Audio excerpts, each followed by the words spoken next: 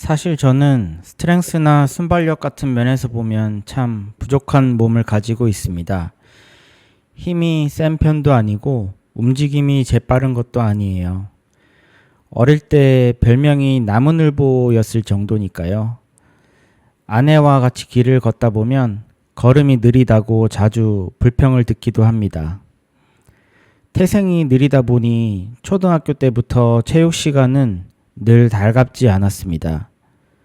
다른 과목들은 수나 우를 받아도 체육은 늘 미였죠. 운동회 때 가족들이 응원하러 왔던 날, 제 느린 달리기를 보여주기 싫어서 일부러 경기에 나가지 않은 적도 있습니다. 너는 어디 있었어? 달리기 하는 거 못 봤는데? 라는 질문에 4등 했어. 그래서 상은 못 받았어. 하고 얼버무렸던 기억이 납니다. 점심시간마다 이어지던 축구 경기에서도 저는 늘 주전에서 빠져 있었습니다. 인원이 꼭 필요할 때만 골키퍼 자리를 맡았는데요. 다른 아이들은 열심히 뛰어다니는데 저는 그냥 골대 앞에 서 있기만 하면 되니까 나름 편하고 좋았습니다. 하지만 공을 멀리 차지도 못했고 제대로 공을 뺏지도 못했죠. 그때부터 느꼈습니다. 구기 종목은 보는 건 좋아해도 직접 하는 건 내 길이 아니구나 하고요. 중고등학교 시절에는 오히려 편했습니다. 공부는 힘들었지만 최소한 체육 활동은 크게 하지 않아도 됐으니까요. 그런데 대학교에 들어가서는 상황이 달라졌습니다. 거의 매일 술자리가 이어지다 보니 운동을 하지 않으면 금세 살이 찌더군요. 그래서 다이어트를 위해 운동을 시작해야겠다고 마음먹었습니다. 헬스장에 등록하고 PT도 받아봤지만 역시 힘이 약하다 보니 다른 사람들이 드는 무게는 도저히 따라갈 수 없었습니다. 괜히 위축되기도 했고 운동 초보라 근육이 쉽게 붙지 않는 게 답답하기도 했습니다. 그래서 자연스럽게 러닝머신 위에서 유산소 운동만 열심히 하게 됐습니다. 하지만 의외의 발견이 있었습니다. 천천히 오래 달리다 보니 이른바 러너스 하이를 느껴본 겁니다. 살도 빠지고 무엇보다 제 몸에 맞는 운동이라는 확신이 들었습니다. 달리기의 가장 큰 매력은 혼자 할 수 있다는 점 같습니다.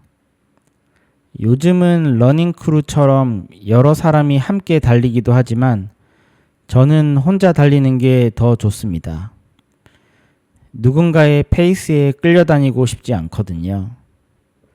느리지만 오래가는 저만의 리듬을 지킬 수 있는 슬로우 러닝이 저한테는 잘 맞았습니다.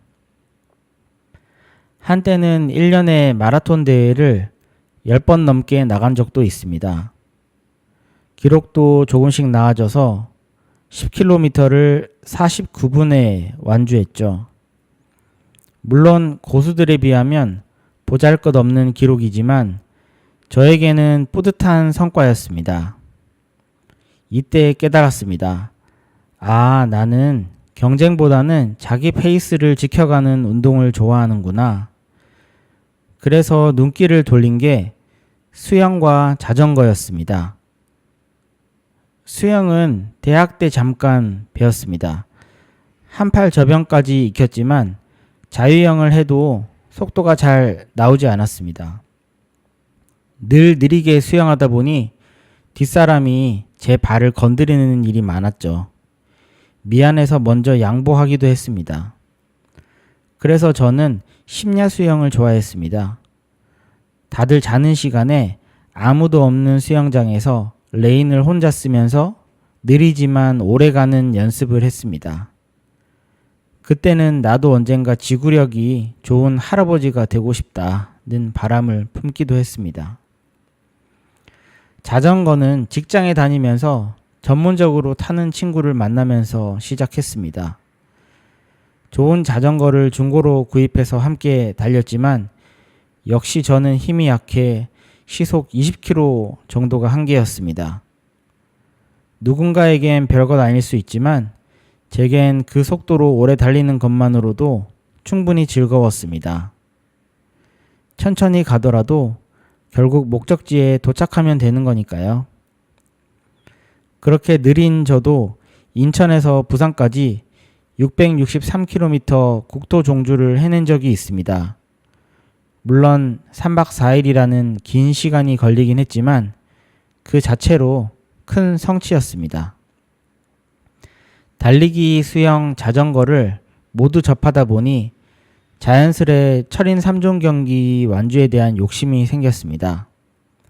물론 아이언맨 같은 장거리 코스는 아니고 올림픽 코스였습니다. 수영 1.5km, 자전거 40km, 달리기 10km. 지금까지 3번 출전했고 2번 완주했습니다. 한 번은 수영 50분 컷오프 시간을 넘겨 실격이 되었죠. 저는 비록 느리지만 끝까지 제 페이스대로 완주할 수 있는데 수영이 단지 늦었다는 이유로 탈락되는 건 아쉽게 느껴졌습니다. 그래도 다른 두 대회에서 완주했을 때의 뿌듯함은 아직도 잊지 못합니다. 그런데 세 번째 대회 이후로는 더 이상 나가지 않게 됐습니다. 그 대회에서 사망사고가 있었거든요. 저와 또래 30대 참가자였는데 대회날 당시 한강 물살이 거세고 위험했습니다.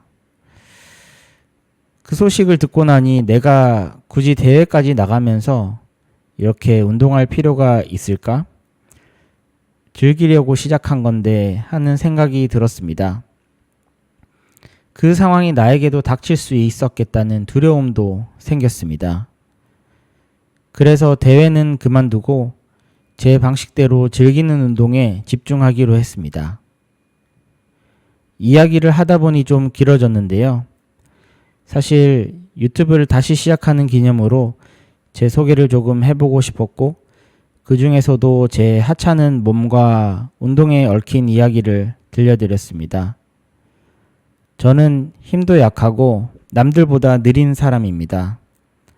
하지만 그렇다고 운동을 못 즐기는 건 아니더라고요. 오히려 제 페이스에 맞춰 즐길 수 있는 운동들이 저를 오래 버티게 해주었습니다. 이제 40대가 되니 몸 여기저기에서 신호가 옵니다. 젊을 때 아무렇지 않게 굴렸던 몸의 대가를 치르는 기분도 들고요. 그래서 지금부터라도 꾸준히 움직이고 관리하는 게 중요하다는 생각을 하게 됩니다. 얼마 전에는 아내와 탁구를 칠 기회가 있었는데 부상 위험도 적고 재미도 있어서 함께 배워볼까 고민 중입니다.